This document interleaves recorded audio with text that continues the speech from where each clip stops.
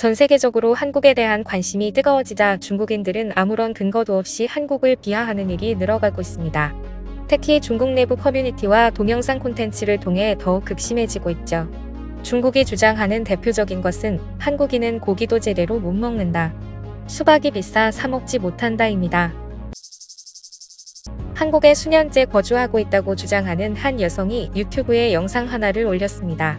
이 유튜버는 수박을 마음대로 먹을 수 없는 한국은 절대 선진국일 리 없다는 황당 발언까지 했는데요. 이 중국인은 라이브 방송을 켜더니 한국이 선진국으로 평가되는 건 정말 잘못됐다. 한국인의 삶은 정말 처참하다. 과일은 비싸서 아예 먹지도 못한다면서 수박 접시를 꺼내 들었습니다. 그러더니 이런 수박은 월 수입이 100만 원은 넘어야 먹을 수 있다. 전 매일 이렇게 수박을 통째로 사 먹기 때문에 이렇게 크게 썰어 먹을 수 있는 거다. 그러면 한국인들이 저를 엄청나게 부러워하는 눈으로 쳐다본다고 말했습니다. 이어서 한국인은 고기도 거의 못 사 먹는다. 제가 이렇게 살이 찐 이유도 돈이 너무 많아서다. 한국의 아이돌이 마른 이유도 고기를 마음껏 먹지 못해서다라고 주장했죠. 마지막으로 그녀는 저 같은 부자가 한국에 살면서 소고기를 간식으로 사 먹으니 한국 GDP가 올라가는 것이라고 말했습니다. 이처럼 실제로 한국 구경도 못 해본 채 한국에 거주하고 있다고 속이면서 한국에 대한 거짓 선동 영상을 올리는 중국인 유튜버들이 급증하고 있는데요. 그들은 한결같이 한국은 내부 경쟁이 심하고 생활 환경이 좋지 않아서 한국에서 생활하는 것은 미친 짓이라고 말하곤 합니다. 이렇듯 중국인들이 한국인은 고기와 수박도 못 사 먹는다고 알고 있는 이유는 바로 중국 공산당의 선전선동에 세뇌를 당해서이기 때문이죠. 실제로 중국 최대 포털 사이트 바이두의 관련 내용을 검색하면 아직도 한국은 고기가 너무 비싸서 생일이나 명절에만 고기를 먹을 수 있을 뿐 평소에는 고기를 못 먹는다는 말이 나올 정도입니다. 그렇다면 왜 중국은 국민들을 상대로 이런 거짓 뉴스를 퍼뜨리는 걸까요?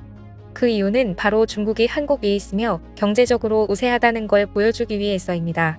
문제는 중국 언론으로부터 시작돼 SNS를 통해 일반인들에게까지 세뇌 교육이 이어지자 중국인들은 점점 더 선동당해 진짜 한국이 가난하다고 믿고 있는 겁니다. 이에 한국인과 결혼 후 한국에서 행복한 결혼 생활을 즐기고 있는 한 중국 여성이 한국의 생활과 물가를 직접 보여드릴게요라며 영상 하나를 업로드해 큰 화제가 됐습니다. 중국인 여성은 현금 5만 원을 가지고 마트에 장을 보러 나갑니다. 今年是我嫁到韩国的第5年，很多朋友呀都问我，韩国人的工资真的那么高吗？当然是肯定的，韩国人的工资呀是挺高的，但是他们当地的物价也是高的吓人。今天呢，我就拿着我5万韩币的私房钱，然后带大家去看一下，这5万块钱在韩国超市能买到什么东西，能买到多少东西？人民币的话就是260块钱左右，走吧。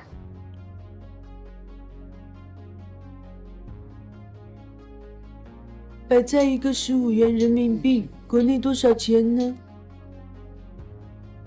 ？35一个，这个比很贵的呀。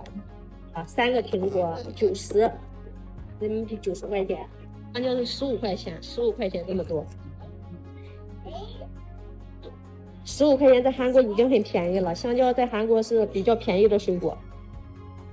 850克的，就30块钱，再大一点的话就要40块钱。这个是9根排骨，9根排骨的话是60块钱，9根呀。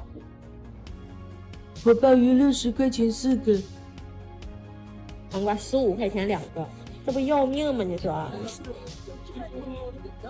这是20块钱8个土豆。韩国的菜基本上都是包装好的，然后再去卖。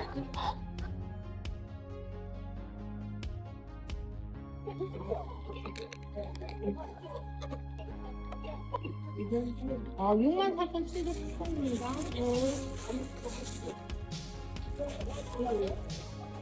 설명을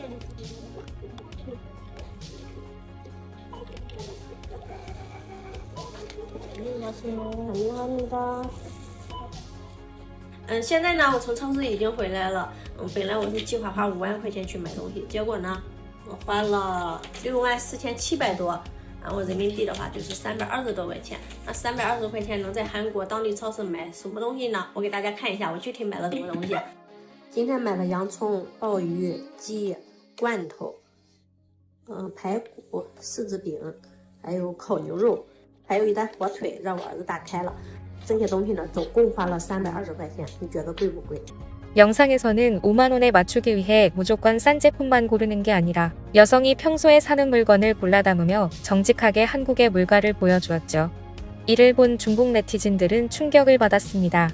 자신들보다 못 산다고 생각했던 한국이 생각보다 물가가 너무 높아서 놀랐으며 한국에 시집간 여성이 자신들의 하루 일당보다 많은 돈을 몽땅 마트에서 사용하는 것을 보자 놀라는 반응이었죠.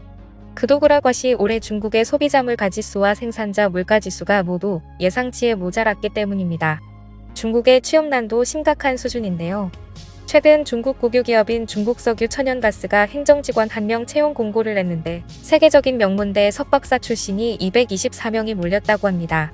또한 칭하이성 세무국의 세금 징수원 선발시험 경쟁률은 3,799대 1을 기록했고 인기 상위 10개 직종의 평균 경쟁률도 1,500대 1에 달했습니다. 중국의 16세에서 24세 청년 실업률은 지난 4월 20.4%를 기록해 사상 처음 20%를 돌파한 데 이어 5월에는 20.8%로 또다시 역대 최고치를 경신했습니다. 2018년 10.1%였던 데서 4년 새 2배로 급증한 것으로 경제 회복 부진이 원인으로 꼽힙니다. 이렇듯 높아져가는 실업률과 코로나 이후 급격하게 높아진 물가에도 몇 년째 동결된 연봉은 점점 중국인들의 사기를 꺾어내고 있습니다. 이제 중국 청년들은 부모의 도움 없이는 홀로 서기가 힘든 상황이 됐습니다. 중국 경제의 부진은 어느 정도 예고된 것이었습니다. 중국의 소비자 물가 상승률은 지난 3월 0.7%를 기록한 뒤 6월엔 0.0%를 기록하는 등 몇 달째 0%대에 머물고 있습니다. 생산자 물가 역시 지난해 10월부터 9개월째 마이너스대를 유지하고 있죠. 이에 중국 경제가 본격적인 디플레이션 국면에 접어드는 게 아니냐는 우려도 나오고 있는데요. 중국 수출은 전 세계 수요 부진 영향으로 지난해 10월부터 마이너스 성장했고 지난 5월에도 마이너스 7.5%를 기록해 마이너스 성장세를 이어가고 있습니다. 중국 상황이 이렇다 보니 이제는 한국인은 고기도 못 먹는데 중국인은 고기를 실컷 먹는다고 선동해봤자 그 말을 믿지도 않는 중국인들이 점차 늘어날 수밖에 없겠죠. 정작 자국민의 생활은 바닥을 치면서 타국을 깔아뭉개는 선전선동으로 중국인들의 사기를 눕히려는 사기 행각은 이제 더 이상 중국에게도 먹히지 않게 되어버렸습니다. 중국인들은 한국의 높은 물가를 보며 놀랐고 한국은 살기 힘든 나라라고 하지만 결국 한국은 물가도 높지만 그만큼 임금도 높다는 것을 이미 많은 중국인들이 알게 되는데요. 중국의 빠른 경제 성장의 이면에는 빈부격차와 경제 성장률 둔화, 고학력 청년들의 취업난과 실업률, 그리고 임금 대비 높은 물가 등 여러 위험 요인들이 숨어있던 것입니다. 중국은 국민들의 알 권리를 박탈하고 세뇌하기 쉬운 상태를 유지하기 위해 정부 차원에서 유튜브를 비롯해 각종 해외 영상 관련 플랫폼을 제한하고 있습니다. 한국에 관한 영화를 보지 못하는 것은 당연합니다. 한국 드라마를 몰래 훔쳐보고는 있지만 그조차도 왜곡해 해석하기 일쑤입니다. 중국 밖 세상을 알지 못한 채 살아가야 하는 중국의 젊은이들은 과연 어떤 모습으로 미래를 맞이하게 될지 귀추가 주목되며 오늘 내용은 여기서 마치겠습니다. 이상 꿀튜브였습니다. 이번 영상이 도움되셨다면 구독, 좋아요 눌러주세요. 앞으로도 꿀튜브 채널에 많은 관심 부탁드립니다. 감사합니다.